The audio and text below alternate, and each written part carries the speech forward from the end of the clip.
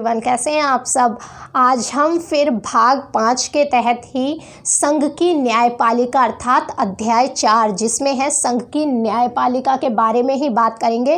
और अध्याय 4 में टोटल कितने आर्टिकल आते हैं? 124 से 147 तक, यानी कि 124 से 147 तक टोटल आर्टिकल अध्याय 4 में आते हैं। आज हम बात करने वाले हैं अनुच्छेद 128 की, 129, 130 और 131 के बारे में। आज ये हम 4 आर्टिकल देखेंगे। अनुच्छेद 128 क्या कहता है? उच्चतम न्यायालय की बैठकों में सेवानिवृत्त न्यायाधीशों की नियुक्ति। हमने इससे पहले एडहॉक जज के बारे में पढ़ा था, तदर्थ न्यायाधीश, कार्यकारी मुख्य न्यायाधीश के बारे में पढ़ा था। आज हम पढ़ने वाले हैं कि उच्चतम न्यायालय की बैठकें, जो भी हमारा सुप्रीम कोर्ट है, एक ही है, दिल्ली में है, जिसकी बेंच ब्रांच अर्थात जो इस्टेब्लिश ही दिल्ली में, अभी तक उसकी कोई और पीठ नहीं बनी है। समय समय पर ये मांग उठती रहती है कि भाई इसकी जो ब्रांच है वो अलग अलग जगह होनी चाहिए, जिससे अब सब लोगों की पहुंच इस तक आसान हो। अगर किसी को सुप्रीम कोर्ट जाना हो तो अब वो कहीं से भी हो, चाहे साउथ से हो या पूर्वोत्तर राज्य से हो, कहीं से भी हो, उसको दिल्ली ही आना पड़ता है। चलिए बात करते हैं। अनुच्छेद 128 कहता है उच्चतम न्यायालय की बैठकों में, जो भी उच्चतम न्यायालय की बैठकें होती हैं, बेंच होती हैं, उनकी बैठकें निर्धारित होती हैं सेवानिवृत्त अर्थात रिटायर सेवानिवृत्त न्यायाधीशों की उपस्थिति। तो उनकी उपस्थिति के, यानी कि जो भी न्यायाधीश रिटायर हो चुके हैं उनकी उपस्थिति के बारे में बात करता है अनुच्छेद 128। कहाँ पे उपस्थिति? उच्चतम न्यायालय में अर्थात सुप्रीम कोर्ट में। इस अध्याय में किसी बात के होते हुए भी भारत का मुख्य न्यायमूर्ति किसी भी समय राष्ट्रपति की पूर्व सहमति से, कौन करेगा? पहली बात तो मुख्य न्यायमूर्ति, परंतु राष्ट्रपति जी की पूर्व सहमति से किसी व्यक्ति से जो उच्चतम न्यायालय या फेडरल न्यायालय के न्यायाधीश का पद धारण कर चुका हो, या जो उच्च न्यायालय के न्यायाधीश का पद धारण कर चुका हो, यानी कि वह व्यक्ति जो या तो उच्चतम न्यायालय अर्थात सुप्रीम कोर्ट के न्यायाधीश का पद धारण कर चुका हो, या फिर जो हाई कोर्ट होते हैं राज्य में उनके न्यायाधीश का पद धारण कर चुका हो।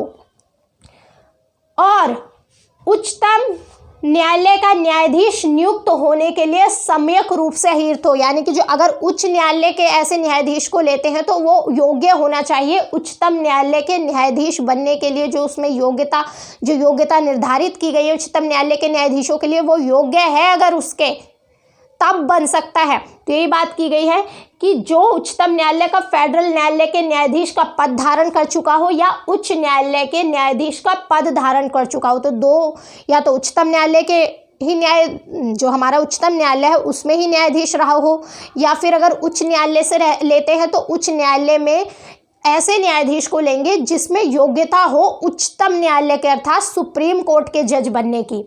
उच्चतम न्यायालय के न्यायाधीश के रूप में बैठने और कार्य करने का अनुरोध कर सकेगा। कौन कर सकेगा? जो भारत के मुख्य हैं, CJI अर्थात मुख्य न्यायमूर्ति जो है, मुख्य न्यायाधीश जो है, वो उनसे अनुरोध कर सकते हैं बैठने के लिए। और प्रत्येक ऐसा व्यक्ति जिससे इस प्रकार अनुरोध किया गया, यानी कि जिस भी व्यक्ति से इस प्रकार का अनुरोध किया गया है कि आप वहाँ बैठकों में बैठिए, इस प्रकार बैठने और कार्य करने के दौरान, जब वो जिस समय वो ये कार्य कर रहा होगा, बैठा होगा, तो इस प्रकार बैठने और कार्य करने के दौरान ऐसे भत्तों का हकदार होगा, उन भत्तों का हकदार होगा जो राष्ट्रपति आदेश द्वारा अवधारित करे। जो भी राष्ट्रपति जी अवधारित करेंगे कि ये चीज़ इनको मिलनी चाहिए, इतना भत्ता मिलना चाहिए, और उसको उस न्यायालय के न्यायाधीश की सभी अधिकारिता, जो भी उच्चतम न्यायालय के न्यायाधीश की अधिकारिता है, शक्तियाँ है, जो भी पावर हैं और विशेषाधिकार, जो भी उनके विशेषाधिकार हैं होंगे, वो मिलेंगे, किंतु उसे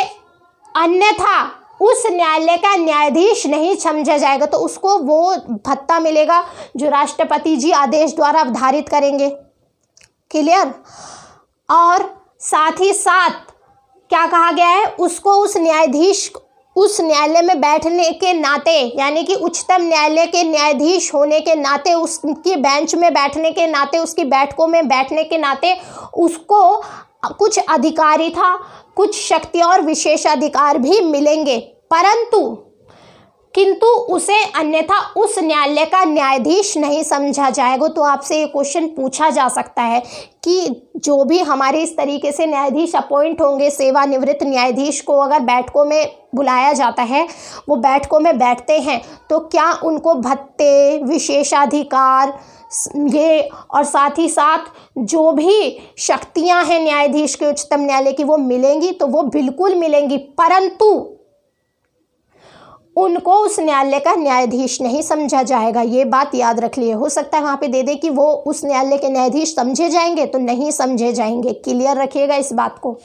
परंतु जब तक यथोपूर्वोक्त व्यक्ति उस न्यायालय के न्यायाधीश के रूप में बैठने और कार्य करने की सहमति नहीं दे देता, तब तक इस अनुच्छेद की कोई बात उससे ऐसा करने की अपेक्षा करने वाली नहीं समझी जाएगी। यानी कि ये बात उस व्यक्ति पर तभी लागू होगी अगर वो व्यक्ति हाँ कर देता है, अनुमति दे देता है कि हाँ मैं बैठूंगा।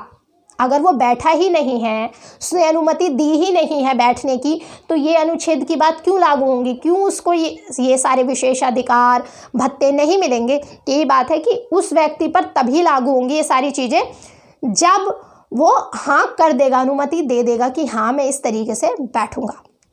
अब बात करते हैं अनुच्छेद 129 129 क्या कहता है। उच्चतम न्यायालय का अभिलेख न्यायालय होना। आपको पता है हमारा उच्चतम न्यायालय अभिलेख न्यायालय है, तो बिल्कुल अभिलेख न्यायालय क्या, उच्चतम न्यायालय अभिलेख होगा और उसको अपने अवमान के लिए दंड देने की शक्ति ऐसे न्यायालय की सभी शक्तियां होंगी। यानी कि दो बात है कि जो अभिलेख न्यायालय की शक्ति है उसको सारी शक्ति वो प्राप्त है, और जो अपने अवमान के लिए जो अगर कोई सुप्रीम कोर्ट की अवमानना करता है तो उसको दंड देने की भी शक्ति होगी। अभी लेटेस्ट न्यूज़ है, प्रशांत भूषण जी को 1 रुपये का दंड दिया गया था, तो वो न्यायालय की अवमानना के लिए ही दिया गया था, नहीं तो जेल होती, परंतु उनको दंड दे दिया गया था। अगर दंड वो नहीं भरते तो जेल होती, जितनी भी डिसाइड करेंगे, जो भी हमारे कॉन्स्टिट्यूशन में होगी, जो भी क्रिया प्रक्रिया होगी। तो प्रशांत भूषण जी को अभी लेटेस्ट है कि कोर्ट की अवमानना के लिए 1 रुपये का दंड दिया गया था। दूसरी बात, अभिलेख से क्या तात्पर्य। अभिलेख क्या होते हैं। अभिलेख वो होते हैं जो हम आगे तक रेफरेंस के तौर पे पढ़ते रहते हैं कि हाँ ये देखिए उस समय वो केस हुआ था, तब ये फैसला दिया गया था, तो रेफरेंस के तौर पे यूज़ किया जाता है अभिलेख। आप देखते हैं अगर आप कहीं भी जाते हैं, किसी लॉयर के चैम्बर में जाते हैं या जो भी वकील हो, आप देखते हैं उसके सामने ब्लैक कलर की काफ़ी मोटी मोटी बुक्स, ज़्यादातर ब्लैक ही कलर होता है, ब्लैक होगा या नेवी ब्लू होगा, तो इसी तरह कलर की बुक्स होती है, वो रखी रहती है। उसमें क्या होता है, ये सारे केस ही तो होते हैं कि कब किस केस में सुप्रीम कोर्ट ने क्या निर्णय दिया, या हाई कोर्ट भी अभिलेख न्यायालय है, अर्थात जो राज्य में हाई कोर्ट होता है कि कब किसने क्या न्यायालय दिया, क्यों निर्णय दिया, अर्थात क्योंकि जब वो केस लड़ने जाएंगे अगर उससे संबंधित कोई वाद उस तरीके से मिलता जुलता कोई पहले रहा होगा, कोई निर्णय दिया जा चुका होगा ऐसे किसी वाद में, तब वो उसका रेफरेंस देकर काम आसान हो जाता है कि ये देखिए आपने तब वहाँ पर ऐसा काम किया था। क्या होता है रेफरेंस के तौर पे। अब हमारे घर में तीज त्योहार प्रथाएं मान्यताएं मानी जाती हैं। कैसे मानी जाती हैं, क्यों, क्योंकि पहले हमारे माता पिता मानते होंगे, माता पिता मानते हैं क्योंकि उनके माता पिता मानते होंगे, तो दादा परदादा, इस तरीके से कि भाई रेफरेंस है, कहाँ से शुरू हुई कि जब शुरू हुई थी उस तरीके से तब से चली आ रही है। तो हम भी उन्हें देख के आज हम दिवाली होली सब कुछ जानते हैं। क्यों जानते हैं, क्योंकि जब हम छोटे से हमने अपने बचपन में वो चीज़ें होती देखी हैं, रेफरेंस रहा है कि हाँ हमारे घर में दिवाली मनती है। तभी तो क्या हम जब छोटे होते हैं, पैदा होते हैं, हमें पता होता है हम हिंदू हैं, मुसलमान हैं, सिख हैं, ईसाई हैं। ये तो हम जब बड़े होते जाते हैं तो विभाजन हो जाता है। हम देखते हैं कि हाँ हमारे घर में दिवाली मनाई जाती है, हम हिंदू हैं, हमारे घर में ईद मनाई जाती है, मुसलमान है, हमारे क्रिसमस मनाया जाता है तो हम ईसाई हैं। इस तरीके से नहीं होती चीज़ें। देखिए सब एक हैं। अब तो ये बात है कि सीधी सी बात है कि सारे त्यौहार एक साथ मनाओ। भारत में रहते हैं, भारत विविधता से भरा, विविधता में एकता है। भारत में विविधता होते हुए भी एकता वाला देश है, तो सारे त्यौहार मनाओ, एंजॉय करो, आपस में प्यार से रहो। सबसे बड़ा धर्म ही इंसानियत है। चलिए, तो यही बात की जा रही है कि रेफरेंस के तौर पर अभिलेख रखे जाते हैं कि उनका प्रयोग किया जा सके। हाँ देखिए तब आपने ये चीज़ें उस समय केस दिया था। जो अधीनस्थ न्यायालय हैं वो रेफरेंस के तौर पर इसको यूज़ करते हैं, इसका प्रयोग करते हैं कि तब उस समय ऐसा केस रहा था, आपने उसमें ऐसा निर्णय दिया था, ये चीज़ थी, ये वाला आर्टिकल यहाँ पे ऐसा वर्क किया था, तो ये चीज़ है अभिलेख न्यायालय। समझ में आ गया। तो अनुच्छेद 129 कहता है कि उच्चतम न्यायालय का अभिलेख न्यायालय होना। और साथ ही साथ दूसरी बात इसमें क्या है कि अपने अवमान के लिए अगर कोई कोर्ट की अवमानना करता है तो उसके लिए दंड देने का भी अधिकार है उच्चतम न्यायालय को। अनुच्छेद 130 क्या कहता है, उच्चतम न्यायालय का स्थान कहाँ पे है, यानी कि जो हमारा उच्चतम न्यायालय कहीं तो होगा, कहीं बैठ के तो सुनता होगा ना, सुनवाई करता होगा, तो वो स्थान के बारे में बात करता है अनुच्छेद 130।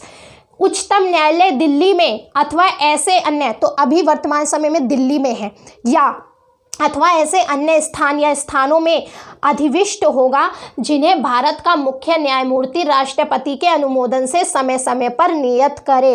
यानी कि अगर कोई कहीं और जगह इसकी पीठ, इसकी बेंच स्थापित करनी है तो राष्ट्रपति के अनुमोदन से भारत के मुख्य न्यायाधीश जी जहाँ पर भी इसकी पीठ स्थापित करना चाहें तो करेंगे, चीज़ें कर लेंगे। क्लियर है। परंतु अभी सिर्फ वर्तमान समय में एक ही जगह है, दिल्ली में। अभी कोई पीठ नहीं है।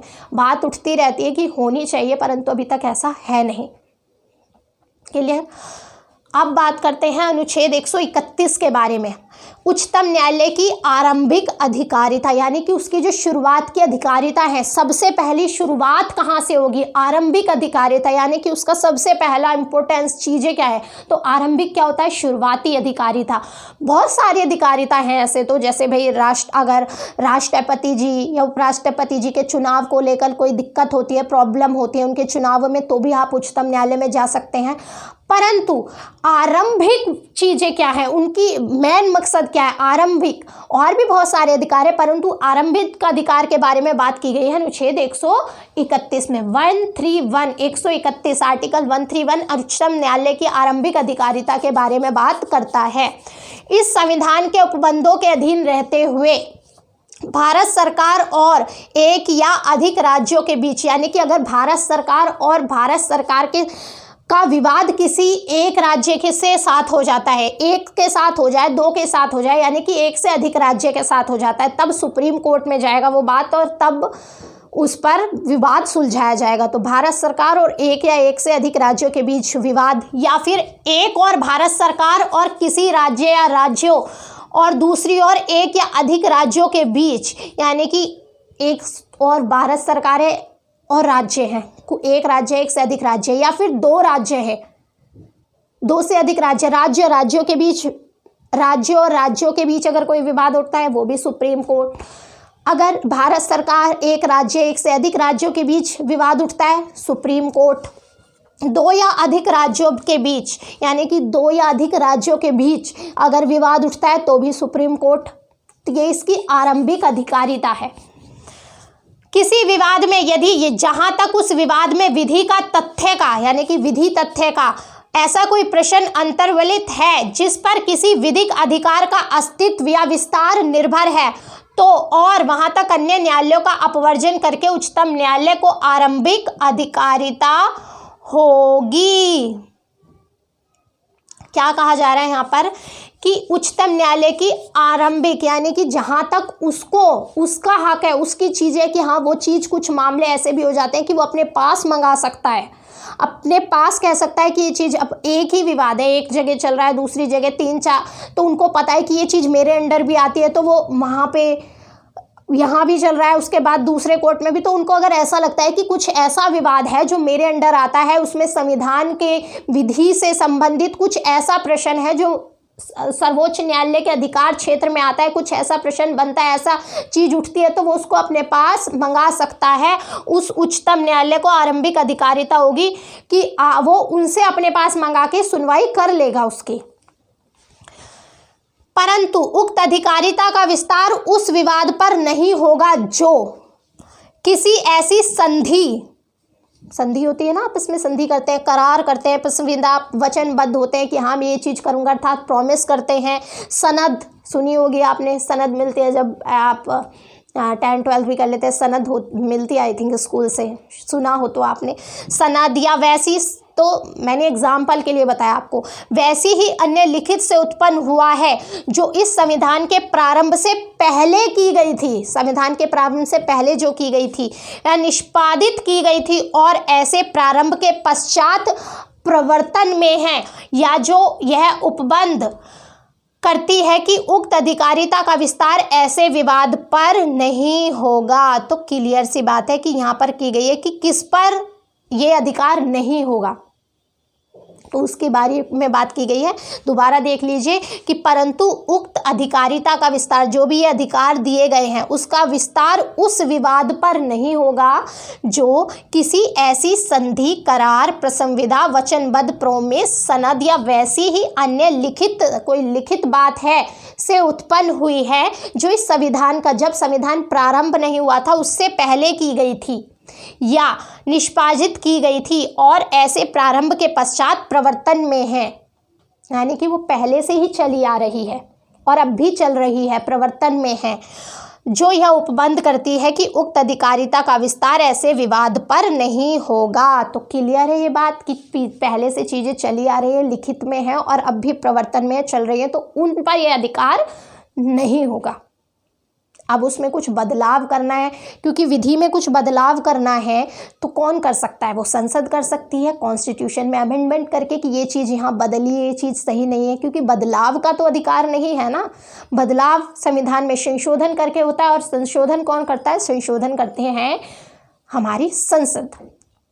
अब वो संशोधन कर देती है, जब संशोधन कर दिया जाता है तब उसका न्यायिक पुनरावलोकन भी होता है, या फिर ये दो आधार पर जांच हो सकती है। तो न्यायिक पुनरावलोकन आप वो देख सकते हैं कि चीज़ें सही हैं या नहीं है, या आधारभूत ढांचे के हिसाब से उसको हटा सकते हैं। अगर वो इन दोनों बातों का उल्लंघन नहीं करता तो वो कॉन्स्टिट्यूशन बना रहता है। आपने देखा 99वां संविधान संशोधन को रद्द कर दिया गया था आधारभूत ढांचे के नाम पर कि भाई आधारभूत ढांचा, सही भी बात थी, आधारभूत ढांचे का, बेसिक स्ट्रक्चर का कहीं ना कहीं हनन हो रहा था, शक्ति पृथक्करण का।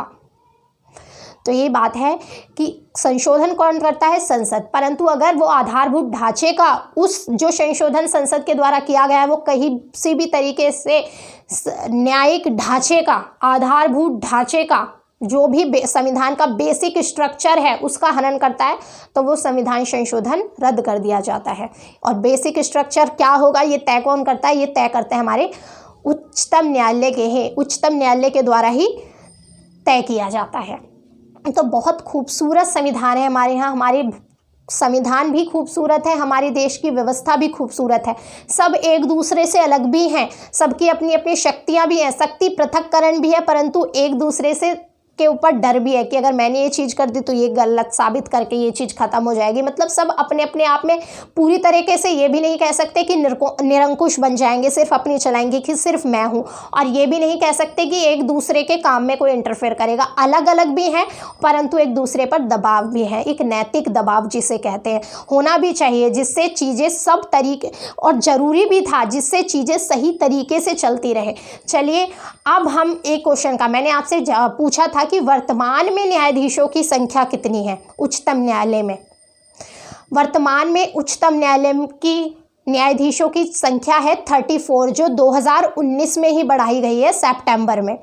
पहले थी 31, यानी कि 30 + 1,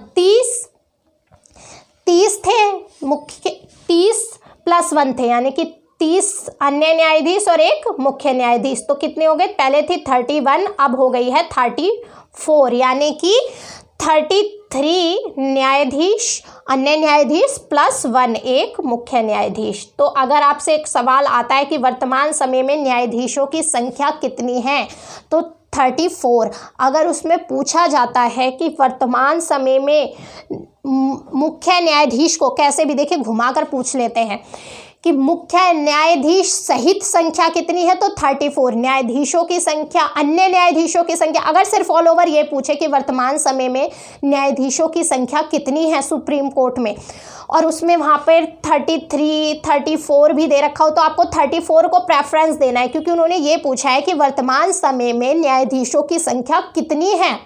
ये नहीं पूछा, उसमें कुछ अलग से नहीं, सीधा पूछा है कि कितनी है। तो 33 भी दे रखा और 34 भी, तो आपको 34 को प्रेफरेंस देना है, क्योंकि हैं तो वो भी न्यायाधीश। परंतु अगर ये पूछा है कि मुख्य, वर्तमान समय में उच्चतम न्यायालयों में मुख्य न्यायाधीश को लगाकर उच्चतम न्यायालय में मुख्य न्यायाधीश, मुख्य न्यायमूर्ति सहित कितनी संख्या है तो भी 34 आएगा, या मुख्य न्यायाधीश के अलावा कितनी संख्या है के अलावा तो 33 आएगा। अगर मुख्य सीधा पूछा है कि मुख्य न्यायाधीशों की संख्या की संख्या कितनी है और वहाँ 34 नहीं दे रखा, तब तो 33 दे रखा है तो सिर्फ न्यायाधीश 33 लगाएंगे, 34 भी दे रखा है तो 34 लगाएं, क्योंकि ऑल ओवर उसमें और कुछ नहीं कहा गया कि मुख्य न्यायाधीश ये सब कुछ हैं तो वो भी न्यायाधीश। या फिर आपसे पूछे कि वर्तमान समय में मुख्य न्यायाधीश सहित उच्चतम न्यायालय में कितनी संख्या, 34, या वर्तमान समय में मुख्य न्यायाधीश के अलावा उच्चतम न्यायालय में कितने न्यायाधीश हैं, तो 33। तो ये कुछ सवाल हैं, देखिए इसीलिए कहते हैं थोड़ा सा स्मार्ट वर्क भी, क्वेश्चन को भी बड़ा ध्यान से पढ़ना ज़रूरी है। आपको क्वेश्चन, आपको आंसर पता था परंतु आपने क्वेश्चन ध्यान से नहीं पढ़ा तो सारा चीज़ समाप्त, क्योंकि एक एक नंबर की बड़ी वैल्यू होती है। आज के लिए इतना ही रखते हैं, धन्यवाद।